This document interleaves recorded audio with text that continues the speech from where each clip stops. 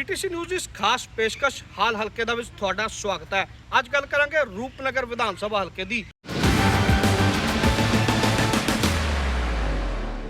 ਰੂਪਨਗਰ ਵਿਧਾਨ ਸਭਾ ਹਲਕਾ ਧਾਰਮਿਕ ਤੇ ਇਤਿਹਾਸਿਕ ਪੱਖੋਂ ਕਾਫੀ ਮਹੱਤਵ ਰੱਖਦਾ ਹੈ।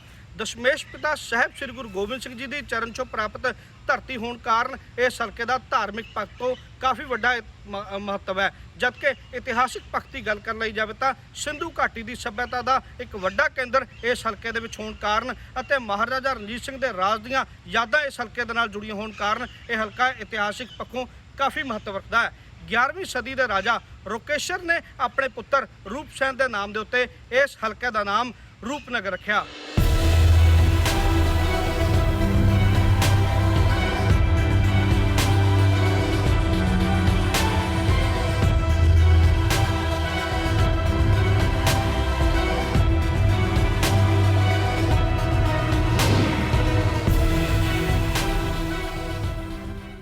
ਰੂਪਨਗਰ ਵਿਧਾਨ ਸਭਾ ਹਲਕੇ ਦੇ ਵਿੱਚ ਬੜਾ ਵੱਡਾ ਖੇਤਰ ਹੈ ਕੰਢੀ ਦਾ, ਔਰ ਇਸ ਕੰਢੀ ਦੇ ਖੇਤਰ ਦੇ ਵਿੱਚ 2 ਦਰਜਨ ਦੇ ਕਰੀਬ ਜਿਹੜੇ ਪਿੰਡ ਨੇ, ਪਰ ਇਸ ਕੰਢੀ ਦੇ ਖੇਤਰ ਦੀਆਂ ਸਮੱਸਿਆਵਾਂ ਜਿਉਂਦੀਆਂ ਤਿਉਂ ਹੀ ਬਰਕਰਾਰ ਨੇ। ਕੰਢੀ ਦੇ ਖੇਤਰ ਦੇ ਵਿੱਚ ਬੜੀ ਵੱਡੀ ਸਮੱਸਿਆ ਜੰਗਲੀ ਜਾਨਵਰਾਂ ਦੀ ਹੈ ਅਤੇ ਉਸ ਤੋਂ ਇਲਾਵਾ ਇੱਥੇ ਇੱਕ ਪਿੰਡ ਬਿੰਦਰਖ ਦੇ ਵਿੱਚ ਇੱਕ ਪੁਲ ਜਿਹੜਾ ਬਣਨਾ ਸੀਗਾ ਉਹ ਪੁਲ ਹਜੇ ਤੱਕ ਨਹੀਂ ਬਣਿਆ।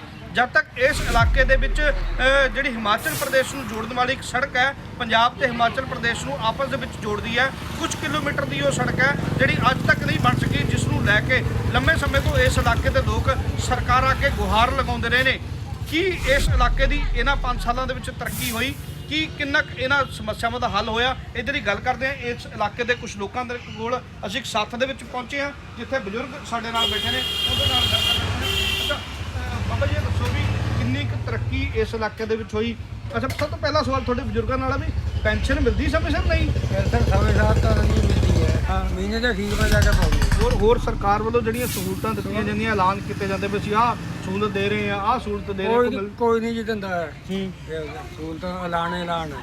ਪਿੰਡਾਂ ਵਿੱਚ ਸੀਵਰੇਜ ਦੀ ਬਹੁਤ ਸਮੱਸਿਆ ਹੈ, ਜਿਹੜੇ ਜੰਗਲੀ ਜਾਨਵਰ ਆ ਉਹ ਬਹੁਤ ਤੰਗ ਕਰਦੇ ਆ। ਕੰਢੀ ਏਰੀਏ ਦੇ ਵਿੱਚ ਜੰਗਲੀ ਜਾਨਵਰ ਦੀ ਵੱਡੀ ਸਮੱਸਿਆ ਹੈ, ਫਸਲਾਂ ਨੂੰ ਨੁਕਸਾਨ ਕਰਦੇ ਜੰਗਲੀ ਜਾਨਵਰ। ਇੱਕ ਅਵਾਰਾ ਗਾਇਆਂ ਦੀ ਵੀ ਵੈਸੇ ਸੂਰ ਵੀ ਹੈਗੇ ਜੀ, ਮਤਲਬ ਅਵਾਰਾ ਪਸ਼ੂ ਜਿਹੜੇ ਗਾਇਆਂ ਇਹ ਬਹੁਤ ਤੰਗ ਕਰਦੇ ਆ। ਆਮ ਆਦਮੀ ਪਾਰਟੀ ਦੇ ਐਮਐਲਏ ਸਾਹਿਬ ਬਣਾ ਕੇ ਭੇਜੇ ਸੀ ਵਿਧਾਨ ਸਭਾ ਦੇ ਵਿੱਚ, ਤਾਂ ਵਿਧਾਇਕ ਸਾਹਿਬ ਕਦੇ ਦਰਸ਼ਨ ਦਿਦਾਰੇ ਹੋ ਜਾਂਦੇ, ਕਦੇ ਮੁੜਕਾ ਆਏ ਜੀ ਨਾ ਆ ਦੁਬਾਰਾ ਵੋਟ ਲਾ ਕੇ। ਅੱਛਾ ਪਰ ਦਰਸ਼ਨ ਨਹੀਂ ਹੋਏ ਉਹਨਾਂ ਦੇ? ਨਾ ਜੀ ਨਾ, ਕੋਈ ਸੜਕ ਨਹੀਂ, ਕੋਈ ਪਿੰਡਾਂ ਦੀ ਲਿੰਕ ਸੜਕਾਂ ਸਭ ਟੁੱਟੀਆਂ ਪਈਆਂ ਬੇਕਾਰ। ਖਾਸ ਤੌਰ ਤੇ ਕੰਢੀ ਨਾਮ ਲੈ ਕੇ ਬੜਾ ਵੱਡਾ ਐਲਾਨ ਕੀਤਾ ਜਾਂਦਾ, ਕੁਝ ਹੋਇਆ ਵੀ ਹੈ ਜ਼ਮੀਨੀ ਪੱਧਰ ਤੇ? ਕੋਈ ਕੁਝ ਨਹੀਂ ਹੋਇਆ। ਤੁਸੀਂ ਜਾ ਕੇ ਹੁਣੇ ਦੇਖ ਲਓ, ਆਹੀ ਪੰਜੋੜੇ ਵਾਲੀ ਸੜਕ ਦੇਖ ਲਓ ਜਿਹੜੀ ਬਿੰਦਰਖ ਨੂੰ ਜਾਂਦੀ ਹੈ, ਇੰਨੇ ਟੋਏ ਆ ਕਿ ਜਾਣਾ ਹੀ ਬਹੁਤ ਮੁਸ਼ਕਿਲ ਹੈ। ਆਮ ਆਦਮੀ ਜਾ ਹੀ ਨਹੀਂ ਸਕਦਾ, ਰਾਤ ਨੂੰ ਤਾਂ ਇੱਥੇ ਜਾਣਾ ਹੀ ਮੁਸ਼ਕਿਲ ਹੋਇਆ। ਜਾ ਕੇ ਦੇਖ ਲਓ ਕਿਹੜੇ ਬੜੇ ਟੋਏ ਪਏ ਹੋਏ, ਲੰਘਦੇ ਮੌਕੇ ਦੂਆ ਜਿਹੜਾ ਪੁਲ ਦਾ ਉਦਘਾਟਨ ਕਰ ਜਾਂਦੇ, ਬਣਾਉਂਦਾ ਕੋਈ ਕੁਛ ਨਹੀਂ ਹੈ। ਸਾਡੇ ਇਲਾਕੇ ਦਾ ਜਿਹੜਾ ਸਭ ਤੋਂ ਬੜਾ ਕੰਮ ਸੀ ਨਾ, ਉਹ ਸੀਗਾ ਨਦੀ ਦਾ ਪੁਲ। ਇਹ ਚੀਮਾ ਸਾਹਿਬ ਦੇ ਵਕਤ ਨੀਂਹ ਪੱਥਰ ਰੱਖਿਆ ਸੀਗਾ, ਆਲੇ ਦੁਆਲੇ ਮਿੱਟੀ ਵੀ ਲਾਈ ਸੀ ਜੀਸੀਬੀ ਨਾਲ, ਤੇ ਹੁਣ ਉੱਥੇ ਮੈਨੂੰ ਲੱਗਦੀ ਨੀਂਹ ਪੱਥਰ ਵੀ ਹੈ ਨਹੀਂ। ਜਿਹੜੀ ਪਰਖਾਲੀ ਤੋਂ ਲੈ ਕੇ ਬਿੰਦਰਖ ਤੱਕ ਦੀ 4 ਕਿਲੋਮੀਟਰ ਦਾ ਰੋਡ ਹੈ, ਉਹਦੀ ਹਾਲਤ ਪਿੰਡਾਂ ਦੇ ਰਸਤਿਆਂ ਨਾਲੋਂ ਵੀ ਖਰਾਬ ਹੈ। ਖਾਸ ਤੌਰ ਦੇ ਉੱਤੇ ਤੁਹਾਨੂੰ ਇੱਕ ਚੀਜ਼ ਦਿਖਾਣੀ ਚਾਹੁੰਦੇ, ਅਸੀਂ ਖੜੇ ਆ ਮੀਆਂਪੁਰ ਦੇ ਵਿੱਚ ਜਿਹੜਾ ਪਿੰਡ ਹੈਗਾ, ਤੇ ਇੱਥੇ ਸਿਵਲ ਪਸ਼ੂ ਹਸਪਤਾਲ ਹੈ। ਪਹਿਲਾਂ ਤਾਂ ਤੁਸੀਂ ਇਸ ਹਸਪਤਾਲ ਦੀ ਬਿਲਡਿੰਗ ਤੋਂ ਹੀ ਅੰਦਾਜ਼ਾ ਲਗਾ ਸਕਦੇ ਹੋ ਵੀ ਇੱਥੇ ਕਿੱਦਾਂ ਦੇ ਪ੍ਰਬੰਧ ਹੋਣਗੇ, ਜਿਸ ਹਸਪਤਾਲ ਦੀ ਆਪਣੀ ਜਿਹੜੀ ਬਿਲਡਿੰਗ ਦੀ ਹਾਲਤ ਤਰਸਯੋਗ ਬਣੀ ਹੋਈ ਹੈ ਅਤੇ ਹਾਲਤ ਇਸ ਤਰ੍ਹਾਂ ਦੀ ਵੱਧ ਤੋਂ ਬੱਤਰ ਹੋ ਚੁੱਕੀ ਹੈ ਵੀ ਇਸ ਬਿਲਡਿੰਗ ਦੇ ਵਿੱਚ ਬੈਠਣਾ ਵੀ ਮੁਸ਼ਕਿਲ ਹੈ। ਕਿਉਂਕਿ ਮੈਂ ਤੁਹਾਨੂੰ ਅੰਦਰ ਦਾ ਇੱਕ ਦ੍ਰਿਸ਼ ਦਿਖਾਉਂਦਾ, ਤੁਸੀਂ ਵੇਖ ਸਕਦੇ ਹੋ ਵੀ ਨਾ ਤਾਂ ਇੱਥੇ ਬੈਠਣ ਦੇ ਲਈ ਕੋਈ ਪ੍ਰਬੰਧ ਹੈ, ਨਾ ਹੀ ਡਾਕਟਰ ਦੇ ਲਈ ਕੋਈ ਸਾਜੋ ਸਮਾਨ ਹੈਗਾ, ਅਤੇ ਉਹ ਜਿਹੜੀਆਂ ਛੱਤਾਂ ਨੇ ਇਸ ਏਰੀਆ ਉਹ ਪਾਣੀ ਦੇ ਨਾਲ ਚੋਂਦੀਆਂ ਨੇ। ਜਦੋਂ ਵੀ ਬਰਸਾਤ ਹੁੰਦੀ ਹੈ ਤਾਂ ਇੱਥੇ ਪਾਣੀ ਜਿਹੜਾ ਇਹ ਹਸਪਤਾਲ ਹੈ ਉਹ ਹੋ ਜਾਂਦਾ ਹੈ। ਤਾਂ ਇੱਥੋਂ ਦੇ ਜਿਹੜੇ ਪ੍ਰਬੰਧ, ਕਿੰਨਾ ਕੁ ਪਸ਼ੂਆਂ ਨੂੰ ਇੱਥੋਂ ਟ੍ਰੀਟਮੈਂਟ ਮਿਲਦਾ ਹੋਊਗਾ, ਇਹ ਤੁਸੀਂ ਸਹਿਜੇ ਹੀ ਅੰਦਾਜ਼ਾ ਲਗਾ ਸਕਦੇ ਹੋ, ਕਿਉਂਕਿ ਸਟਾਫ ਦੀ ਵੀ ਬੜੀ ਵੱਡੀ ਕਮੀ ਹੈ। ਇੱਥੋਂ ਦੇ ਡਾਕਟਰ ਸਾਹਿਬ ਨਾਲ ਵੀ ਗੱਲ ਕਰਦੇ ਹਾਂ। ਡਾਕਟਰ ਸਾਹਿਬ ਪਹਿਲਾਂ ਤਾਂ ਇਹ ਦੱਸੋ ਵੀ ਸਟਾਫ ਦਾ ਕੀ ਸਟੇਟਸ ਹੈ, ਕਿੰਨਾ ਕੁ ਸਟਾਫ ਇੱਥੇ ਹੈਗਾ? ਸਟਾਫ ਸਾਡੇ ਕੋਲ ਬੇਸਿਕਲੀ 3 ਪੋਸਟਾਂ ਹੁੰਦੀਆਂ ਨੇ। ਇੱਕ ਵੈਟਰਨਰੀ ਅਫਸਰ ਦੀ, ਜਿਹਦੀ ਜਿੱਥੇ ਮੈਂ ਕੰਮ ਕਰ ਰਿਹਾ ਜਿਸ ਪੋਸਟ ਤੇ, ਦੂਜੀ ਵੈਟਰਨਰੀ ਇੰਸਪੈਕਟਰ ਦੀ, ਉਹ ਸਾਡੇ ਤੋਂ 1 ਸਾਲ ਹੋ ਗਿਆ, ਉਹ ਬਦਲੀ ਕਰਾ ਗਏ ਸੀ। ਉਸ ਤੋਂ ਬਾਅਦ ਸਾਡੇ ਕੋਲ ਕੋਈ ਨਵਾਂ ਵੈਟਰਨਰੀ ਇੰਸਪੈਕਟਰ ਨਹੀਂ ਆਇਆ। ਤੇ ਇੱਕ ਦਰਜਾ 4 ਦੀ, ਉਹ ਸਾਡੇ ਕੋਲ ਮੈਡਮ ਨੇ, ਉਹ 3 ਦਿਨ ਆਉਂਦੇ ਨੇ। 3 ਦਿਨ ਉਹਨਾਂ ਦੀ ਡਿਊਟੀ ਹੁੰਦੀ ਹੈ ਰੋਪੜ ਪੋਲੀ ਕਲੀਨਿਕ ਉੱਤੇ, ਕਿਉਂਕਿ ਉੱਥੇ ਵੀ ਸਟਾਫ ਦੀ ਘਾਟ ਹੈ। ਪਰ ਜਿਸ ਤਰੀਕੇ ਦੇ ਨਾਲ ਇਸ ਇਲਾਕਿਆਂ ਦੇ ਵਿੱਚ ਲੋਕਾਂ ਦਾ ਜਿਹੜਾ ਕਾਰੋਬਾਰ ਵੀ ਹੈ, ਜ਼ਿਆਦਾਤਰ ਲੋਕਾਂ ਨੇ ਪਸ਼ੂ ਰੱਖੇ ਹੋਏ ਆ, ਅਜਿਹੇ ਦੇ ਵਿੱਚ ਤੁਹਾਡੇ ਕੋਲ ਸਟਾਫ ਸਫੀਸ਼ੀਐਂਟ ਹੈ ਕਿ ਤੁਸੀਂ ਉਹਨਾਂ ਨੂੰ ਟ੍ਰੀਟਮੈਂਟ ਉਹਨਾਂ ਦੇ ਪਸ਼ੂਆਂ ਨੂੰ ਦੇ ਪਾਉਂਦੇ ਹੋ? ਨਹੀਂ ਸਟਾਫ ਤਾਂ ਨਹੀਂ ਸਫੀਸ਼ੀਐਂਟ ਹੈਗਾ ਕਿਉਂਕਿ VI ਦੀ ਲੋੜ ਸਾਨੂੰ ਵੈਕਸੀਨੇਸ਼ਨ ਲਈ ਜਿਵੇਂ ਲਗਭਗ ਸਾਡੇ ਕੋਲ 3000 ਦੇ ਕੋਲ ਮੂੰਹ ਖੁਰ ਦੀ ਵੈਕਸੀਨੇਸ਼ਨ ਸਾਡੇ ਕੋਲ ਆਉਂਦੀ ਹੈ, ਉਹਦੇ ਲਈ VI ਦੀ ਲੋੜ ਹੁੰਦੀ ਹੈ। ਪਰ ਜੋ ਸਰਕਾਰ ਦੀ ਪਾਲਿਸੀ ਹੈ ਕਿ ਹੁਣ ਅਸੀਂ ਕੁਝ ਬੰਦੇ ਨੂੰ ਟ੍ਰੇਨਿੰਗ ਦੇ ਕੇ ਕਰ ਸਕਦੇ ਹਾਂ, ਤਾਂ ਅਸੀਂ ਕੋਸ਼ਿਸ਼ ਕਰਦੇ ਹਾਂ ਕਿ ਸੈਂਟਰ ਗਵਰਨਮੈਂਟ ਦੀਆਂ ਜਿਵੇਂ ਸਾਡੇ ਕੋਲ ਫ੍ਰੀ AI ਹੈ ਜਾਂ ਸਾਰੀਆਂ ਸਕੀਮਾਂ ਅਸੀਂ ਪਹੁੰਚਾ ਰਹੇ ਹਾਂ। ਅਜੇ ਤੱਕ ਤਾਂ ਕੋਈ ਸ਼ਿਕਾਇਤ ਨਹੀਂ, ਪਰ ਹਾਂ ਸਟਾਫ ਤੋਂ ਬਿਨਾਂ ਮੁਸ਼ਕਲ ਤਾਂ ਅਸੀਂ ਦੇਖ ਰਹੇ ਸੀ ਵੀ ਤੁਸੀਂ ਪਸ਼ੂ ਦਾ ਇਲਾਜ ਕਰ ਰਹੇ ਸੀ ਤਾਂ ਤੁਸੀਂ ਇਕੱਲੇ ਹੋ, ਪਰ 5-6 ਜਿਹੜੇ ਲੋਕ ਜਿਹੜੇ ਨਾਲ ਤੁਸੀਂ ਲਾਏ ਹੋ ਜੀ, ਉਹ ਫਿਰ ਕਿੱਦਾਂ ਕਰਦੇ ਹੋ? ਕੌਣ ਲੋਕ ਨੇ ਜਿਨ੍ਹਾਂ ਤੋਂ ਮਦਦ ਲੈਂਦੇ ਹੋ? ਕੁਝ ਓਨਰ ਹੀ ਹੈਲਪ ਕਰ ਦਿੰਦੇ ਨੇ, ਪਿੰਡ ਵਾਲੇ ਹੈਲਪ ਕਰ ਦਿੰਦੇ ਨੇ, ਜਾਂ ਕਈ ਵਾਰੀ ਇੱਕ ਓਨਰ ਕੋਈ ਪਸ਼ੂ ਲੈ ਕੇ ਆਉਂਦਾ ਤਾਂ ਨਾਲ ਵੀ ਕੁਝ ਲੋਕ ਬੈਠੇ ਹੁੰਦੇ ਨੇ ਤਾਂ ਉਹਨਾਂ ਤੋਂ ਹੈਲਪ ਲੈ ਲਈ ਜਾਂਦੀ ਹੈ। ਇਸ ਤਰ੍ਹਾਂ ਮੈਨੇਜ ਕਰ ਲੈਂਦੇ ਆ ਕਿਉਂਕਿ ਇਲਾਜ ਇਕੱਲੇ ਬੰਦੇ ਲਈ ਪਸ਼ੂ ਇਲਾਜ ਤਾਂ ਕੀਤਾ ਜਾ ਸਕਦਾ, ਲੇਕਿਨ ਉਹਨੂੰ ਥੋੜਾ ਜਿਹਾ ਮੁਸ਼ਕਲ, ਉਹਨੂੰ ਸਾਂਭਣਾ, ਉਹਨੂੰ ਕੰਟਰੋਲ ਕਰਨ 'ਚ ਸਾਨੂੰ ਪ੍ਰੋਬਲਮ ਆ ਜਾਂਦੀ। ਹਲਕੇ ਦੇ ਕੁਝ ਨੌਜਵਾਨਾਂ ਦੇ ਨਾਲ ਗੱਲ ਕਰਾਂਗੇ ਵੀ ਕੀ ਕਹਿਣਾ ਇਹਨਾਂ ਨੌਜਵਾਨਾਂ ਦਾ। ਅੱਛਾ, ਕੀ ਲੱਗਦਾ ਵੀ ਸਰਕਾਰ ਦੀ ਕਾਰਗੁਜ਼ਾਰੀ ਰਹੀ ਹੈ 4.5 ਸਾਲ ਦੀ, ਕਿਸ ਤਰ੍ਹਾਂ ਦੀ ਕਾਰਗੁਜ਼ਾਰੀ ਸਮਝਦੇ ਹੋ? ਕੀ ਲੱਗਦਾ ਹਲਕੇ ਦੇ ਵਿੱਚ ਕਿੰਨਾ ਕੁ ਡਿਵੈਲਪਮੈਂਟ ਹੋਈ ਹਲਕੇ ਦੀ, ਜਾਂ ਕਿਹੜੇ ਮੁੱਦੇ ਤੁਹਾਨੂੰ ਲੱਗਦਾ ਹਲਕੇ ਦੇ ਵਿੱਚ ਭਾਰੂ ਨੇ, ਸਮੱਸਿਆਵਾਂ ਕੀ ਨੇ? ਸਰ ਹਲਕੇ ਦੀ ਡਿਵੈਲਪਮੈਂਟ ਤਾਂ ਇੱਦਾਂ ਹੈ ਵੀ ਡਿਵੈਲਪਮੈਂਟ ਹੋ ਹੀ ਜਾਂਦੀ ਹੈ ਜਿੰਨੀ ਕੁ ਹੋਣੀ ਚਾਹੀਦੀ ਹੈ ਨਾ। ਬਾਕੀ ਕੁਝ ਗੱਲਾਂ ਇੱਦਾਂ ਵੀ ਜਿੱਦਾਂ ਨਵੇਂ ਮੁੰਡੇ ਆ, ਜਿਹੜਾ ਰੁਜ਼ਗਾਰ ਆ ਉਹ ਨਹੀਂ ਮਿਲ ਰਿਹਾ ਹੈਗਾ ਹੈ ਨਾ। ਸੋ ਸਰਕਾਰ ਨੂੰ ਇਹੀ ਅਪੀਲ ਆ ਵੀ ਪਹਿਲਾਂ ਤਾਂ ਰੁਜ਼ਗਾਰ ਬਹੁਤ ਜ਼ਰੂਰੀ ਆ। ਜੇ ਅਸੀਂ ਨਵੇਂ ਮੁੰਡਿਆਂ ਨੂੰ ਰੁਜ਼ਗਾਰ ਦਵਾਂਗੇ ਤਾਂ ਹੀ ਡਿਵੈਲਪਮੈਂਟ ਹੋਊਗੀ ਨਾ, ਨਵਾਂ ਜੋ ਵੀ ਆ ਨਾ। ਉਸ ਤੋਂ ਬਾਅਦ ਪਰ ਸਰਕਾਰ ਨੇ ਰੁਜ਼ਗਾਰ ਮੇਲੇ ਕਈ ਲਾਏ ਆ, ਸਰਕਾਰ ਕਹਿੰਦੀ ਬਹੁਤ ਵੱਡੇ ਪੱਧਰ ਤੇ ਉੱਤੇ ਰੁਜ਼ਗਾਰ ਦਿੱਤਾ। ਸਰ ਰੁਜ਼ਗਾਰ ਮੇਲੇ ਤਾਂ ਇੱਦਾਂ ਹੈ, ਹੁਣ ਜਿਹੜੇ ਰੁਜ਼ਗਾਰ ਮੇਲੇ ਲੱਗਦੇ ਉਹ ਕਿਸੇ ਕੰਪਨੀਆਂ ਦੇ ਲੱਗਦੇ ਆ। ਜਦੋਂ ਕੰਪਨੀ +2 ਜਾਂ ਕੋਈ ਵੀ ਨਵੇਂ ਮੁੰਡੇ ਆ ਉਹਨਾਂ ਨੂੰ ਚੱਕਦੀ ਆ ਤਾਂ ਉਹਨਾਂ ਨੂੰ ਉਹੀ ਪੇ ਸਕੇਲ 7000 8000, ਉਹਦੇ ਨਾਲ ਤਾਂ ਆਪਾਂ ਡਿਵੈਲਪਮੈਂਟ ਨਹੀਂ ਸੋਚ ਸਕਦੇ ਵੀ ਵਧੀਆ ਡਿਵੈਲਪਮੈਂਟ ਹੋਊਗੀ। ਸੋ ਪੇ ਤਾਂ ਵਧੀਆ ਹੋਣੀ ਚਾਹੀਦੀ ਆ। ਉਸ ਤੋਂ ਬਾਅਦ ਉਹ ਕੰਪਨੀ ਕੰਟਰੈਕਟ ਵੀ ਨਹੀਂ ਕਰਦੀ ਵੀ ਹਾਂ ਤੁਹਾਨੂੰ 3 ਸਾਲ ਲਈ, ਜਦੋਂ ਉਹਨਾਂ ਦਾ ਕੰਮ ਨਹੀਂ ਪਸੰਦ ਉਹਨਾਂ ਨੂੰ ਫਿਰ ਉਹ ਕਰ ਦਿੰਦੇ ਆ ਨਾ। ਸੋ ਇਹ ਰੁਜ਼ਗਾਰ ਤਾਂ ਆਪਾਂ ਨਹੀਂ ਕਹਿ ਸਕਦੇ। ਬੱਚਿਆਂ ਨੂੰ ਰੁਜ਼ਗਾਰ ਮਿਲਣਾ ਚਾਹੀਦਾ ਜੀ। ਸਾਡੇ ਬੱਚੇ ਹੁਣ ਬੱਦੀ ਜਾਂਦੇ ਹਿਮਾਚਲ 'ਚ ਅਤੇ ਆਪਣਾ ਪੰਜਾਬ 'ਚ ਉਰੇ ਹੁਣ ਰੋਪੜ ਸਾਨੂੰ ਕੋਈ ਇਹੋ ਜਿਹੀ ਫੈਕਟਰੀ ਹੋਣੀ ਚਾਹੀਦੀ ਆ ਜੇ ਸਾਨੂੰ ਬੰਦੇ ਨੂੰ ਘੱਟੋ ਘੱਟ 12-13 ਹਜ਼ਾਰ ਤਾਂ ਸੈਲਰੀ ਮਿਲੇ, ਘੱਟੋ ਘੱਟ ਤਾਂ ਮਿਲੇ ਇੰਨੀ ਵੀ ਬੱਚਾ ਬੱਦੀ ਨਾ ਜਾਵੇ, ਠੀਕ ਨਹੀਂ? ਇੰਨੀ ਦੂਰ ਜਾਂਦੇ ਆ, ਬਚਦਾ ਉੱਥੇ ਵੀ ਕੁਝ ਨਹੀਂ ਹੈਗਾ ਜਾ ਕੇ ਜੀ। ਰੁਜ਼ਗਾਰ ਦੇ ਲਈ ਹਿਮਾਚਲ ਪ੍ਰਦੇਸ਼ ਜਾਣਾ ਪੈ ਰਿਹਾ ਹੈ ਇੱਥੋਂ ਦੇ ਨੌਜਵਾਨਾਂ ਨੂੰ। ਅੱਛਾ, ਕੀ ਲੱਗਦਾ ਕੀ ਸਮੱਸਿਆਵਾਂ ਨੇ ਤੁਸੀਂ ਹਲਕੇ ਦੀਆਂ ਸਮਝ ਰਹੇ ਹੋ ਜਿਹੜੀਆਂ ਹੱਲ ਹੋਣੀਆਂ ਚਾਹੀਦੀਆਂ ਔਰ ਹੱਲ ਨਹੀਂ ਹੋਈਆਂ? ਸਮੱਸਿਆ ਤਾਂ ਜੀ ਰੋਜ਼ਗਾਰ ਦੀ ਹੋਈ ਜੀ। ਆਪਣੇ ਹੁਣ ਦੇਖੋ ਮੁੰਡੇ ਵਧੀਆ ਹੈ, ਚਲੋ ਆਪਾਂ ਕਹਿੰਦੇ ਆ, ਪਰ ਪੰਜਾਬ ਨੂੰ ਖਾਲੀ ਹੋ ਰਿਹਾ, ਮੁੰਡੇ ਬਾਹਰ ਨੂੰ ਭੱਜੀ ਜਾਂਦੇ ਜੀ ਕੰਮ ਦੇਖਦੇ ਮਾਰੇ। ਜਦੋਂ ਨਹੀਂ ਕੋਈ ਕੰਮ ਹੈਗਾ ਫਿਰ ਅਗਲਾ ਕੰਮ ਤਾਂ ਕਰਨਾ ਹੀ ਪੈਣਾ ਜੀ। ਹੁਣ ਰੋਟੀ ਪਾਣੀ ਤਾਂ ਇਦਾਂ ਮਿਲਣਾ ਨਹੀਂ ਹੈਗਾ, ਤੇ ਇਸ ਕਰਕੇ ਆਪਣੇ ਮੁੰਡੇ ਨੂੰ ਬਾਹਰ ਜਾ ਰਹੇ ਆ। ਕੁਝ ਮੁੰਡੇ ਨਸ਼ਿਆਂ 'ਚ ਪੈ ਰਹੇ ਆ, ਜਦੋਂ ਕੁਝ ਨਹੀਂ ਮਿਲ ਰਿਹਾ ਕਿਸੇ ਪਾਸੇ ਤੋਂ ਨੌਕਰੀ ਨਹੀਂ ਆ, ਕੁਝ ਨਹੀਂ। ਹੁਣ ਵਿਹਲੇ ਬੰਦੇ ਦਾ ਦਿਮਾਗ ਤਾਂ ਫਿਰ ਗਲਤ ਪਾਸੇ ਨੂੰ ਚੱਲਦਾ ਹੀ ਹੈ ਜੀ। ਚੋਰੀਆਂ ਕਰੂੰਗੇ, ਠੱਗੀਆਂ ਕਰੂੰਗੇ, ਇਹੀ ਕੋਈ ਚੱਲਦਾ ਰਹਿੰਦਾ ਜੀ, ਹੋਰ ਤਾਂ ਕੁਝ ਨਹੀਂ। ਜਦ ਤੱਕ ਕੈਪਟਨ ਸਰਕਾਰ ਰਹੀ ਹੈ ਕੋਈ 4.5 ਸਾਲ ਕੋਈ ਕੰਮਕਾਰ ਨਹੀਂ ਹੋਇਆ ਨਾ। ਨਾਲੀਆਂ ਦਾ ਵੀ ਅੱਜ ਤੱਕ ਨਾਲੀਆਂ 'ਚ ਹੀ ਫਸੇ ਰਹਿ ਗਏ ਆ ਜੀ। ਉੱਪਰ ਕਿੱਥੇ ਜਾਵਾਂਗੇ ਜੀ? ਕਹਦੇ ਦੇਸ਼ ਸਾਡਾ ਉੱਪਰ ਜਾ ਰਿਹਾ ਜੀ, ਗਰੋਥ 'ਚ 5ਵੇਂ ਨੰਬਰ 'ਤੇ ਪਹੁੰਚਣ ਵਾਲਾ। ਹੁਣ ਅਸੀਂ ਆਪਣੀ ਮੇਨ ਲਾ ਲਓ, ਅਸੀਂ ਰੋਪੜ ਦੇ ਪੁਲ ਬਾਜ਼ਾਰ ਵਿੱਚ ਹੈਗੇ ਆ ਇੱਕ ਬੰਦ ਕਰਿਆ। ਸਾਰੇ ਜਿਹੜੇ ਪੁਲ ਹੈਗੇ ਆ ਅੰਗਰੇਜ਼ਾਂ ਦੇ ਟਾਈਮ 'ਤੇ ਬਣੇ ਹੋਏ ਆ, ਸਾਰੇ ਚੱਲ ਰਹੇ ਆ, ਇੱਥੇ ਬੰਦ ਕਰ ਦਿੱਤਾ ਜੀ। ਇਹ ਪੁਲ ਨਹੀਂ ਚੱਲ ਸਕਦਾ ਜੀ। ਸਪੋਰਟਸ ਦੀ ਕੋਈ ਬੇਸਿਕ ਜਿਹੜੀ ਹੈਗੀ ਫੈਸਿਲਿਟੀ ਹੈ ਨਹੀਂ ਸਰਕਾਰ ਵੱਲੋਂ। ਇੱਦਾਂ ਦੀ ਕੋਈ ਗੱਲ ਹੈ ਨਹੀਂ ਕੋਈ ਸਪੋਰਟਸ ਦੇ ਵਿੱਚ ਕੋਈ ਖਾਸ ਕਿਸੇ ਕਿਸਮ ਦਾ, ਕਿਉਂਕਿ ਸਪੋਰਟਸ ਜਦੋਂ ਆਪਾਂ ਇੰਟਰਨੈਸ਼ਨਲ ਲੈਵਲ 'ਤੇ ਲੜਨਾ ਉਹਦਾ ਦਾ ਇਨਫਰਾਸਟਰਕਚਰ ਹੀ ਨਹੀਂ ਹੈ। ਸੋ ਇਸ ਕਰਕੇ ਸਪੋਰਟਸ ਦਾ ਵੀ ਬਹੁਤ ਬੁਰਾ ਹਾਲ ਹੈ।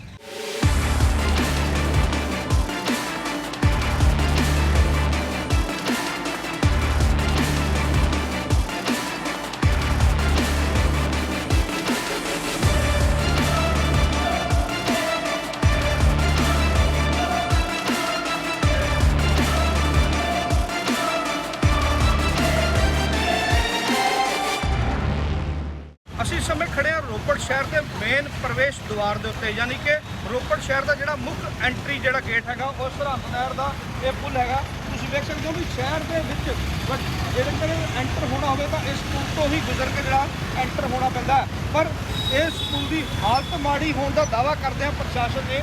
ਇਸ ਪੁਲ ਨੂੰ ਬੰਦ ਕਰ ਦਿੱਤਾ ਗਿਆ ਹੈ, ਜਿਸ ਦੇ ਨਾਲ ਸ਼ਹਿਰ ਦੇ ਉੱਤੇ ਬੜਾ ਵੱਡਾ ਅਸਰ ਪਿਆ ਹੈ। ਬੜੀ ਦੇਰ ਤੋਂ ਪ੍ਰਸ਼ਾਸਨ ਨੂੰ ਸ਼ਹਿਰ ਵਾਸੀ ਮੰਗ ਕਰ ਰਹੇ ਹਨ ਕਿ ਇਹ ਪੁਲ ਨੂੰ ਜਿਹੜਾ ਕਿ ਬਹੁਤ 100 ਸਾਲ ਪੁਰਾਣਾ ਪੁਲ ਹੈ, ਜਿਹਦੀ ਕਿ ਨਵਾਂ ਤਾਂ ਬਣਾਉਣ ਦੀ ਗੱਲ ਵੀ ਕੀਤੀ ਹੈ, ਪਰ ਇਹਦੀ ਜੇ ਰਿਪੇਅਰ ਵੀ ਹੋ ਜਾਏ ਤਾਂ ਲੋਕਾਂ ਨੂੰ ਬਹੁਤ ਸਹੂਲਤ ਮਿਲੇਗੀ। ਕਿਉਂਕਿ ਲੋਕ ਬੜੀ ਜਿਹੜਾ ਸ਼ਹਿਰ ਨੂੰ ਬਾਜ਼ਾਰ ਨੂੰ ਜਾਣ ਦਾ ਇੱਕ ਮੇਨ ਰਸਤਾ ਹੈ, ਤੇ ਇਹਦੇ ਵਿੱਚ ਜਿਹੜਾ ਬਾਜ਼ਾਰ ਨੂੰ ਇਹਦਾ ਬਹੁਤ ਫਰਕ ਪਿਆ ਕਾਰੋਬਾਰ ਦੇ ਉੱਪਰ।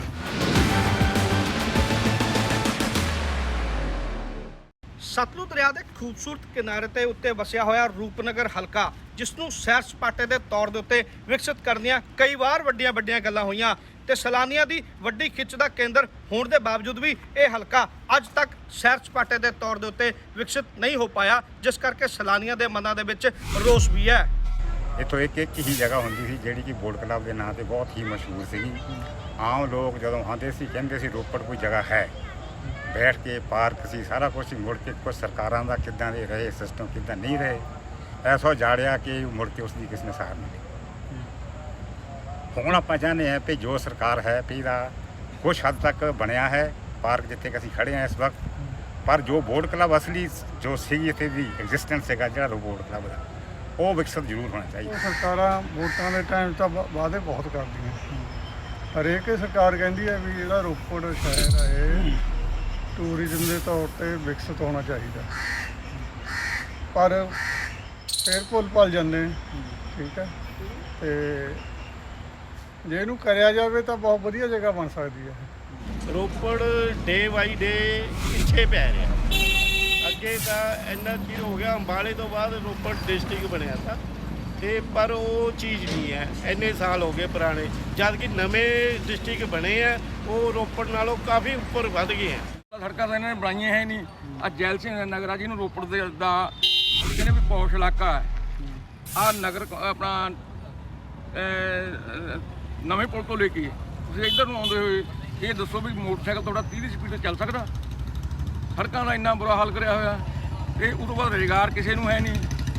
ਤੇ ਜਿਹੜੇ ਮਜ਼ਦੂਰ ਆ ਉਹਨਾਂ ਦਾ 6 ਮਹੀਨੇ ਬਾਅਦ ਮਿਨੀਮਮ ਵਿੱਚ ਵਾਧਾ ਹੁੰਦਾ, ਉਹ ਲਗਾਤਾਰ 2 ਸਾਲ ਤੋਂ ਮਿਨੀਮਮ ਵਿੱਚ ਵਾਧਾ ਨਹੀਂ ਹੋਇਆ। ਹੈਲਥ ਸਰਵਿਸਿਜ਼ ਸਾਡਾ ਡਿਸਟ੍ਰਿਕਟ ਹੈੱਡਕੁਆਟਰ ਦਾ ਹਸਪੀਟਲ ਹੈ। ਬਿਲਡਿੰਗ ਬਹੁਤ ਵਧੀਆ ਹੈ ਸਾਡੀ ਬਣੀ ਹੋਈ, ਬਹੁਤ ਵੱਡੀ ਬਿਲਡਿੰਗ ਬਣੀ ਹੋਈ ਹੈ।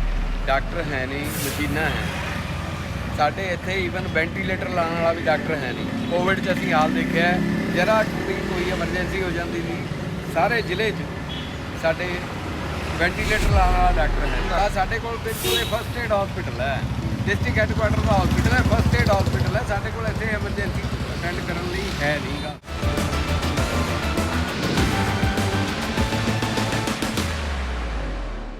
ਰੂਪਨਗਰ ਵਿਧਾਨ ਸਭਾ ਹਲਕੇ ਤੋਂ ਵਿਧਾਇਕ ਬਣ ਕੇ ਸਾਬਕਾ ਸਿੱਖਿਆ ਮੰਤਰੀ ਰਹੇ ਡਾਕਟਰ ਦਲਜੀਤ ਸਿੰਘ ਚੀਮਾ ਦੇ ਨਾਲ ਵੀ ਗੱਲ ਕਰਦੇ ਹਾਂ। ਕੀ ਕਹਿਣਾ ਚਾਹੋਗੇ ਵੀ ਹਲਕੇ ਦੇ ਵਿੱਚ ਤੁਸੀਂ ਵੀ ਵਿਧਾਇਕ ਰਹੇ ਹੋ, ਨੁਮਾਇੰਦਗੀ ਕੀਤੀ ਹੈ ਲੋਕਾਂ ਦੀ, ਕਿਸ ਤਰੀਕੇ ਦੇ ਨਾਲ ਤੁਹਾਡੇ ਸਮੇਂ ਦੇ ਵਿੱਚ ਹਲਕੇ ਦਾ ਹਾਲ ਰਿਹਾ ਤੇ ਹੁਣ ਹਲਕੇ ਦਾ ਹਾਲ ਕੀ ਹੈ? ਜਦੋਂ ਮੈਂ ਹਲਕੇ ਦਾ ਚਾਰਜ ਸੰਭਾਲਿਆ ਸੀ, ਸਾਰੇ ਪਿੰਡਾਂ ਦੇ ਵਿੱਚ ਤੇ ਸ਼ਹਿਰ ਦੇ ਵਿੱਚ ਵੀ ਬਹੁਤ ਵੱਡੀਆਂ ਜਿਹੜੀਆਂ ਸਮੱਸਿਆਵਾਂ, ਸ਼ਹਿਰ ਦੇ ਵਿੱਚ ਵੀ ਸਾਰੀ ਬੁਨਿਆਦੀ ਸਹੂਲਤਾਂ ਦੀ ਘਾਟ ਸੀ, ਪਿੰਡਾਂ ਦੇ ਵਿੱਚ ਸੜਕਾਂ ਦੀ ਵੀ ਮਾੜੀ ਹਾਲਤ ਸੀ, ਬਾਕੀ ਇਨਫਰਾਸਟ੍ਰਕਚਰ ਦੀ ਵੀ ਮਾੜੀ ਹਾਲਤ ਸੀ। ਪਰ ਲਗਾਤਾਰ 5 ਸਾਲ ਸੇਵਾ ਕਰਨ ਤੋਂ ਬਾਅਦ ਆ ਤੁਹਾਡੇ ਸਾਹਮਣੇ ਆ 4 ਸਫ਼ਿਆਂ ਦਾ ਇਹ ਸਾਡਾ ਜਿਹੜਾ ਇਹ ਅਸੀਂ ਲੋਕਾਂ ਦੇ ਵਿੱਚ ਦੇ ਰਹੇ ਹਾਂ ਪੈਂਪਲੇਟ, ਜਿਹਦੇ 'ਚ ਇੱਕ ਸਫ਼ਾ ਪੂਰਾ ਜਿਹੜਾ ਇਹ ਜਿਹੜੀਆਂ ਨਵੀਆਂ ਸੜਕਾਂ ਬਣੀਆਂ ਘਨੌਰ ਦਾ ਪੂਰਾ ਸਫ਼ਾ ਹੈ, ਔਰ ਦੂਜਾ ਜਿੰਨੇ ਵੱਡੇ ਕੰਮ ਬਣੇ, ਬਾਈਪਾਸ ਬਣੀ, ਵੱਡੇ ਪੁਲ ਬਣੇ, ਵਾਟਰ ਸਪਲਾਈ ਦੀਆਂ ਸਕੀਮਾਂ ਆਈਆਂ, ਸ਼ਹਿਰ ਦਾ 56 ਕਰੋੜ ਦਾ ਸੀਵਰੇਜ ਵਾਟਰ ਸਪਲਾਈ ਦਾ, ITI ਸਿੰਘਪੁਰ ਦੇ ਵਿੱਚ ਬਣਾਈ, ਰਾਏਪੁਰ ਮੁੰਡੇ ਦਾ ਜਿਹੜਾ ਕਾਲਜ ਸੀ ਉਹਨੂੰ ਸਰਕਾਰੀ ਕਰਾਇਆ, ਇੱਥੇ IIT ਬਣੀ, NCC ਅਕੈਡਮੀ ਬਣੀ, ਔਰ 23 ਤੋਂ ਵੱਧ ਸਕੂਲ ਜਿਹੜੇ ਆ ਉਹ ਆਪਣੇ। ਇਸ ਕਰਕੇ ਇੱਕ ਨਹੀਂ ਬਹੁਤ ਵੱਡੀ ਜਿਹੜੀ ਹੈ ਪੂਰਾ ਅਸੀਂ ਸਾਰਾ ਇੰਨੇ ਪੇਜ ਕਿ ਨੌਜਵਾਨਾਂ ਵਾਸਤੇ ਕੀ ਕੀਤਾ, ਹੈਲਥ ਵਾਸਤੇ ਕੀ ਕੀਤਾ, ਐਜੂਕੇਸ਼ਨ ਵਾਸਤੇ ਕੀ ਕੀਤਾ, ਇਹ ਸਾਰੀਆਂ ਚੀਜ਼ਾਂ ਲਿਖਤੀ ਰੂਪ ਦੇ ਵਿੱਚ ਲੋਕਾਂ ਨੂੰ ਅਸੀਂ ਦੇ ਰਹੇ ਹਾਂ ਤੇ ਹਰ ਇੱਕ ਦਾ ਹੱਕ ਹੈ ਕਿ ਇਹਨੂੰ ਵੈਰੀਫਾਈ ਕਰਨਾ। ਇਸ ਕਰਕੇ ਇਹ ਆਪਣੀ ਮੇਰੀ ਕਾਰਗੁਜ਼ਾਰੀ ਹੈ ਜਿਹੜੀ ਇਹਦੇ ਵਿੱਚ ਇਕੱਲੇ ਪਿੰਡ ਦੇ ਵਿੱਚ ਕੀ ਕੀਤਾ ਉਹ ਇੱਥੇ ਸੰਭਵ ਨਹੀਂ ਇਸ ਕਾਰਗੁਜ਼ਾਰੀ ਦੇ, ਕਿਉਂਕਿ ਹਰ ਪਿੰਡ ਦੇ ਵਿੱਚ ਵੀ ਗਲੀਆਂ ਬਣਾਈਆਂ, ਨਾਲੀਆਂ ਬਣਾਈਆਂ, ਹੋਰ ਜਿਹੜੀਆਂ ਪਿੰਡ ਦੀਆਂ ਕੋਈ ਲੋੜਾਂ ਸੀ ਉਹ ਪੂਰੀਆਂ ਕੀਤੀਆਂ, ਧਰਮਸ਼ਾਲਾ ਬਣਾਈਆਂ।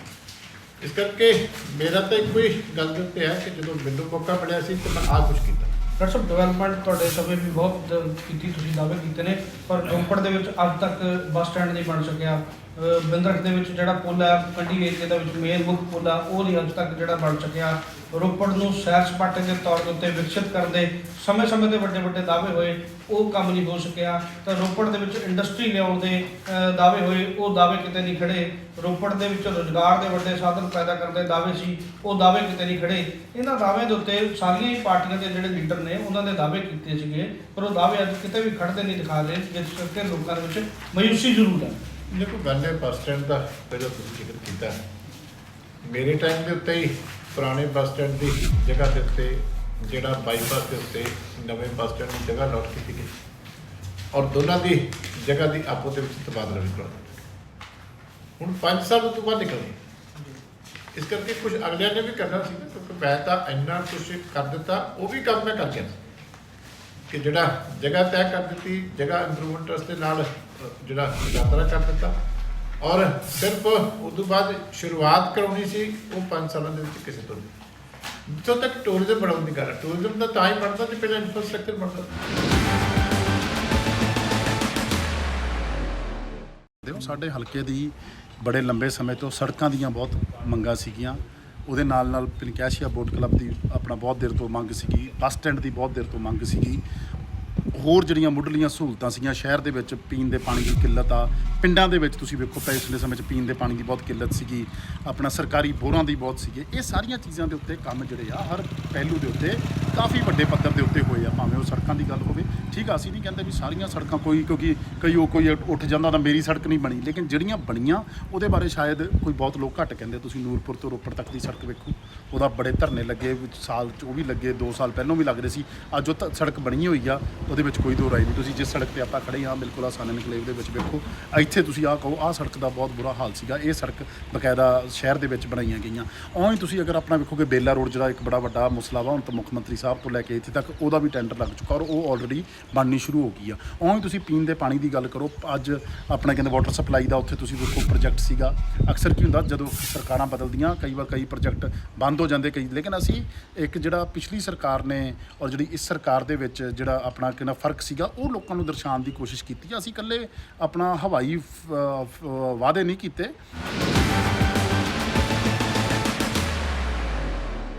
ਸੰਦੋਸ਼ ਸਾਹਿਬ ਕੀ ਕਰ ਜਦੋਂ ਤੁਸੀਂ ਹਲਕੇ ਦੇ ਵਿੱਚ ਆਏ ਤਾਂ ਬੜੀ ਵੱਡੀਆਂ ਸਮੱਸਿਆਵਾਂ ਤੁਸੀਂ ਵੇਖੀਆਂ ਔਰ ਗੱਲਾਂ ਵੀ ਕੀਤੀਆਂ, ਤੇ ਕਿੰਨਾ ਕੁ ਤੁਸੀਂ ਇਸ ਹਲਕੇ ਦੀਆਂ ਉਹਨਾਂ ਸਮੱਸਿਆਵਾਂ ਨੂੰ ਹੱਲ ਕਰ ਪਾਏ? ਕੀ ਹਜੇ ਤੱਕ ਤੁਹਾਨੂੰ ਲੱਗਦਾ ਤੁਸੀਂ ਕੀਤਾ? ਦੇਖੋ ਪਹਿਲੀ ਗੱਲ, ਮੈਂ ਵਿਧਾਨ ਸਭਾ 'ਚ ਆਪੋਜੀਸ਼ਨ ਦਾ MLA, ਪੰਜਾਬ ਦੇ ਵਿੱਚ 117 ਵਿਧਾਇਕਾਂ 'ਚੋਂ ਦੂਸਰੇ ਨੰਬਰ ਤੇ ਮੈਂ ਸਭ ਤੋਂ ਜ਼ਿਆਦਾ ਕੁਐਸਚਨ ਚੁੱਕਣੇ ਨੇ ਤਾਂ ਆਪਣੇ ਹਲਕੇ ਦੇ ਹਰ ਪਿੰਡ ਦੀ ਹਰ ਇਲਾਕੇ ਦੀ ਮੁੱਦੇ ਦੀ ਗੱਲ ਕਰੀ ਹੈ। ਸਭ ਤੋਂ ਜ਼ਿਆਦਾ 117 ਵਿਧਾਇਕਾਂ 'ਚ ਦੂਸਰੇ ਨੰਬਰ ਤੇ ਮੈਂ ਕੁਐਸਚਨ ਚੁੱਕੇ ਹੈ, ਕੁਐਸਚਨ ਲਾਏ ਹੈ, ਆਪਣੇ ਹਲਕੇ ਦੀਆਂ ਗੱਲਾਂ ਕਰੀਆਂ ਜਿਹੜੀਆਂ ਕਰਨੇ ਵਾਲੀਆਂ ਤੀਆਂ। ਕੰਮ ਕਰਨ ਦੇ ਸਰਕਾਰਾਂ ਨਾਲ ਨਹੀਂ ਕੰਮ ਹੋ ਸਕੇ ਹੈ, ਜਿੰਨੇ ਕੁ ਮੇਤੇ ਹੋ ਰਹੀ ਹੈ ਲੋੜ ਸੜਕਾਂ ਦੀ ਜਿਹੜੀ ਜ਼ਿਆਦਾ ਤੇ ਜ਼ਰੂਰਤ ਦੀਆਂ ਮੈਂ ਸੜਕਾਂ ਬਣਾਈਆਂ ਹੈਗੀਆਂ। ਰੋਪੜ ਤੋਂ ਨੂਰਪੁਰ ਵੇਦੀ ਕਾਨਪੁਰ ਕੋਈ ਦੀ 45 ਕਿਲੋਮੀਟਰ ਦੀ ਸੜਕ ਤੇ ਬੜੀ ਮੁਸ਼ਕਿਲ ਨਾਲ ਵਿਧਾਨ ਸਭਾ ਦੇ ਵਿੱਚ ਧਰਨੇ ਲਾ ਕੇ ਮੈਂ ਮਨਪ੍ਰੀਤ ਸਾਹਿਬ ਸਾਡੇ ਜਿਹੜੇ ਵਿੱਤ ਮੰਤਰੀ ਆ ਉਹਨਾਂ ਨੂੰ ਅਪਸ਼ਬਦ ਵੀ ਬੋਲੇ ਤਾਂ ਮੈਂ ਸੜਕ ਦੇ ਜਿਹੜੇ ਪਾਸ ਕਰਾਏ, ਪੈਸੇ ਲਏ, ਸੜਕਾਂ ਬਣਾਈਆਂ। ਹਰਮਨ ਪਲਾਂਟ ਤੋਂ ਗੁਰੂ ਗੋਬਿੰਦ ਸਿੰਘ ਜਿਹੜੀ ਸੜਕ ਹੈ ਘਨੌਲੀ ਤੋਂ 9 ਕਿਲੋਮੀਟਰ ਨੂੰ ਆਉਂਦੀ ਹੈ ਉਹ ਪਾਸ ਕਰਾਈ ਹੈ। ਠੇਕੇਦਾਰ ਮਾਜਰੇ ਦੀ ਜਿਹੜੀ ਰੋਪੜ ਨੂੰ ਜਾਂਦੀ ਹੈ ਸੜਕ ਪਾਸ ਕਰਾਈ ਹੈ। ਜਿੰਨੀਆਂ ਕੁ ਹੋਈਆਂ ਕੁਝ ਸੜਕਾਂ ਰੁਕੀਆਂ, ਹੁਣ ਕੱਚੀਆਂ ਸੜਕਾਂ ਇਸ ਟਾਈਮ 7 ਕਰੋੜ ਦੀਆਂ ਅਸੀਂ ਭੇਜੀਆਂ ਵਾ, ਜਿਹੜੀਆਂ 25 ਕਿਲੋਮੀਟਰ ਪਿੰਡਾਂ ਦੀਆਂ ਸੜਕਾਂ ਜਿਹੜੀਆਂ ਆਪਣਾ ਸ਼ਮਸ਼ਾਨ ਘਾਟਾਂ ਦੀਆਂ ਸੜਕਾਂ ਜਾਂ ਹੋਰ ਕੋਈ ਕੱਚੀਆਂ ਸੜਕਾਂ ਉਹ ਰੋਕ ਦਿੱਤੀਆਂ ਸਰਕਾਰ ਨੇ। ਬਹੁਤ ਫੰਡ ਸਰਕਾਰ ਨੇ ਰੋਕ ਦਿੱਤੇ ਹੈ, ਰੋਪੜ ਦਾ ਵਿਕਾਸ ਨਹੀਂ ਹੋਣਾ। ਪਹਿਲੀ ਸਰਕਾਰ ਵੀ ਨਾ ਹੁਣ ਵੀ ਨਾ, ਪਰ ਵਿਕਾਸ ਕਰਾਉਣ ਲਈ ਤੁਸੀਂ ਸਰਕਾਰ ਦੇ ਵਿੱਚ ਵੀ ਇੱਕ ਵਾਰੀ ਹਿੱਸਾ ਬਣੇ ਸਰਕਾਰ ਦਾ, ਉਦੋਂ ਵੀ ਕੋਈ ਗੱਲ ਨਹੀਂ ਬਣ ਸਕੀ। ਮੈਂ ਦੇਖੋ ਮੈਨੂੰ ਕੈਪਟਨ ਸਾਹਿਬ ਨੇ ਵਾਅਦਾ ਕਰਿਆ ਸੀ ਕਿ ਤੇਰੇ ਹਲਕੇ 'ਚ ਅਸੀਂ ਜਿੱਦਾਂ ਸਾਡੇ ਨੌਜਵਾਨਾਂ ਨੇ ਗੱਲ ਕਰੀ ਕਿ ਇੰਡਸਟਰੀ ਲਿਆਵਾਂਗੇ। ਨਾਲਾਗੜ੍ਹ ਦੀ ਤਰਤੇ ਮੈਨੂੰ ਕਹਿੰਦਾ ਕਿ ਸਾਡੇ ਨਾਲ ਜੰਗਲ ਹੈ, ਸਾਰੇ ਇੱਥੇ ਇੰਡਸਟਰੀ ਲਾਈ ਜਾਵੇ, ਰੋਪੜ ਨੂੰ ਟੂਰਿਸਟ ਪਲੇਸ ਬਣਾਇਆ ਜਾਵੇ ਜੀ। ਨਾ ਰੋਪੜ ਟੂਰਿਸਟ ਪਲੇਸ ਬਣਾਇਆ, ਇੱਥੇ ਕਿੰਨੀ ਗ੍ਰੀਨਰੀ ਹੈ, ਕਿੰਨੇ ਆਲਾ ਦੁਆਲੇ ਦੇ ਪਿੰਡ ਇੱਥੇ ਟੂਰਿਸਟ ਪਲੇਸ ਬਣ ਸਕਦੇ, ਜਿਹੜੀ ਇਨਕਮ ਲੋਕਾਂ ਦੇ ਨੌਜਵਾਨਾਂ ਦੇ ਸਾਧਨ ਹੀ ਬਣ ਜਾਣੇ ਤੇ ਲੋਕਾਂ ਦਾ ਬਹੁਤ ਇਨਕਮ ਦੇ ਸਾਧਨ, ਹੋਟਲ ਵੀ ਬਣ ਜਾਣੇ ਹੈ, ਕਾਰਾਂ ਦਾ ਕੰਮ ਵੀ ਹੋ ਜਾਣਾ ਹੈ, ਟੂਰਿਸਟ ਪਲੇਸ ਖੁੱਲ੍ਹ ਸਕਦਾ, ਚੰਗਾ ਇਨਕਮ ਹੋ ਸਕਦੀ, ਲੋਕਾਂ ਨੂੰ ਰੁਜ਼ਗਾਰ ਮਿਲ ਸਕਦਾ। ਔਰ ਉਲਟਾ ਇਹਨਾਂ ਨੇ ਜਿਹੜਾ ਸਾਡਾ ਥਰਮਾ ਪਲਾਂਟ ਦਾ ਗੁਰੂ ਗੋਬਿੰਦ ਸਿੰਘ ਉਹ ਵੀ ਬੰਦ ਕਰ ਦਿੱਤਾ ਸਰਕਾਰ ਨੇ। ਠੀਕ ਹੈ, ਇਹਨੇ ਕਿਆ ਇੰਡਸਟਰੀ ਦੇਣੀ ਸੀ। ਮੇਰੇ ਕਈ ਮੁੱਦੇ ਸੀ ਇਲਾਕੇ ਦੇ ਕਿ ਨੂਰਪੁਰ ਵੇਦੀ ਨੂੰ ਅਸੀਂ ਤਹਿਸੀਲ ਬਣਾਉਣਾ ਹੈ, ਇੱਥੇ ਟੂਰਿਸਟ ਪਲੇਸ ਬਣਾਉਣਾ ਹੈ, ਬੱਸ ਸਟੈਂਡ ਬਣਾਉਣਾ ਹੈ, ਹੋਰ ਵੱਡੇ ਮੁੱਦੇ ਸੀ, ਇੰਡਸਟਰੀ ਲਿਆਉਣੀ ਹੈ। ਕੈਪਟਨ ਸਾਹਿਬ ਨੇ ਜਾਂ ਪੰਜਾਬ ਦੇ ਲੋਕਾਂ ਨਾਲ ਝੂਠਾ ਵਾਅਦਾ ਕਰਿਆ, ਮੇਰੇ ਨਾਲ ਵੀ ਝੂਠੇ ਕਰਤਾ ਬੋਲਿਆ ਉਹਨੂੰ, ਇਸ ਕਰਕੇ ਉਹਨਾਂ ਨੇ ਕੋਈ ਕੰਮ ਨਹੀਂ ਕਰਿਆ। ਇੱਕ 8 ਕਰੋੜ ਦਾ ਪੁਲ ਆ ਜਿਹੜਾ ਉਹ ਪੇਮੈਂਟ ਰੁਕੀ ਵੀ 3 ਮਹੀਨੇ, ਮੈਨੂੰ ਮਨਪ੍ਰੀਤ ਦਾ ਮਗਰ ਘੁੰਮਦੇ ਨੂੰ ਹੋ ਗਏ, ਜਿਹੜਾ ਅਸੀਂ ਇੱਧਰ ਨੂੰ ਕੱਢਣਾ ਹੈ। ਨਹੀਂ ਜੱਟਾਂ ਦੀ ਮੱਝ ਨਹੀਂ ਕੱਢਣਾ, ਉਹ ਬਿੰਦਰ ਲੱਗ ਹੈ ਜਿਹੜਾ ਜੱਟਾਂ ਦੀ ਮੱਝਾਂ ਗੋਲ ਕਲੋਨੀ ਦੇ ਕੱਢਣਾ ਹੈ, ਇਹ ਵੀ ਰੁਕਿਆ ਵਾ ਹੈ। ਮੈਂ ਮੰਗਲਵਾਰ ਨੂੰ ਮਨਪ੍ਰੀਤ ਨੂੰ ਮਿਲ ਕੇ ਆਇਆ ਕਿ ਯਾਰ 8 ਕਰੋੜ ਰੁਪਏ ਜਾਰੀ ਕਰ ਦੇ, ਉਹ ਪੁਲ ਬਣ ਜਾਊਗਾ, ਲੋਕ ਜੁੜ ਜੂਗੇ ਇੱਧਰ ਦੇ ਘਾਟ ਇਲਾਕੇ ਦੇ। ਬਿੰਦਰ ਖਾੜਾ ਪੁਲ ਵੀ ਰੁਕਿਆ ਏਰੀਆ ਦਾ ਪੁਲ ਸੀਗਾ ਬਿੰਦਰ ਖਾੜਾ, ਉਹਦਾ ਉਹ ਕੀ ਸਥਿਤੀ ਹੈ? ਉਹ ਵੀ ਐਦੇ ਫਸਿਆ ਵਾ ਜੀ ਅੱਜ ਅੱਛਾ ਗਰੇਜ ਇਹ ਵੀ ਰੁਕਿਆ ਵਾ। ਪਰਸੋਂ ਮਿਲ ਕੇ ਆਇਆ ਤੇ 7 ਕਰੋੜ ਦੀਆਂ ਜਿਹੜੀਆਂ ਸੜਕਾਂ ਦਿੱਤੀਆਂ ਉਹ ਵੀ ਰੁਕੀਆਂ ਵਾ। ਫੰਡੇ ਨਹੀਂ ਜਾਰੀ ਕਰਦੇ, ਸਾਰੇ ਆਨੰਦਪੁਰ ਨੂੰ ਪੈਸੇ ਲੈ ਗਏ, ਚਮਕੌਰ ਸਾਹਿਬ ਨੂੰ ਪੈਸੇ ਲੈ ਗਏ। ਚੰਨੀ ਸਾਹਿਬ ਕੱਲੇ ਚਮਕੌਰ ਦਾ ਮੁੱਖ ਮੰਤਰੀ ਨਹੀਂ, ਪੰਜਾਬ ਦਾ ਮੁੱਖ ਮੰਤਰੀ ਹੈਗੇ। ਕਿਆ ਉਹ ਇੱਥੇ ਰੋਪੜ ਆ ਕੇ ਦੱਸਦੇ ਵੀ ਕੋਈ ਕੰਮ ਕਰਨਾ ਹੈ? ਸਾਰੇ ਜਿੰਨੇ ਕਦੇ ਮਰਿੰਡਾ ਕਦੇ ਚਮਕੌਰ ਸਾਹਿਬ ਪਹੁੰਚ ਗਏ। ਯਾਰ ਕਿਉਂ ਨਹੀਂ ਤੁਸੀਂ ਰੋਪੜ ਨੂੰ ਫੰਡ ਜਾਂਦੇ? ਮੈਂ ਤਾਂ ਉਹਨਾਂ ਨੂੰ ਹਜੇ ਇਹ ਤਾਂ ਜਿਹੜੇ ਸਾਡੇ ਬੁਨਿਆਦੀ ਮੁੱਦੇ ਸੀ, ਮੈਂ ਉਹਨਾਂ ਨੂੰ ਕਹਿਤਾ ਮਹਾਰਾਜਾ ਰਣਜੀਤ ਸਿੰਘ ਦੇ ਨਾਂ ਤੇ ਯੂਨੀਵਰਸਿਟੀ ਬਣਾਓ ਇੱਥੇ। ਹੁਣ ਤਾਂ ਚੰਨੀ ਸਾਹਿਬ ਮੁੱਖ ਮੰਤਰੀ ਹੈ, ਇਹਨੂੰ ਟੂਰਿਸਟ ਪਲੇਸ ਕਿਉਂ ਨਹੀਂ ਬਣਾ ਰਹੇ ਰੋਪੜ ਜ਼ਿਲ੍ਹੇ ਨੂੰ? ਇੱਥੇ ਬਹੁਤ ਇਨਕਮ ਵੱਧ ਜਾਣੀ, ਬਹੁਤ ਨੌਜਵਾਨਾਂ ਨੂੰ ਰੁਜ਼ਗਾਰ ਮਿਲ ਜਾਣਾ ਜੇ ਕੁਝ ਕਰੂਗੀ ਸਰਕਾਰ। ਸਰਕਾਰ ਕਰਦੀ ਨਹੀਂ, ਸਾਡਾ ਤਾਂ ਕਹਿਣਾ ਫਰਜ਼ ਹੈ ਸਰਕਾਰ ਨੂੰ।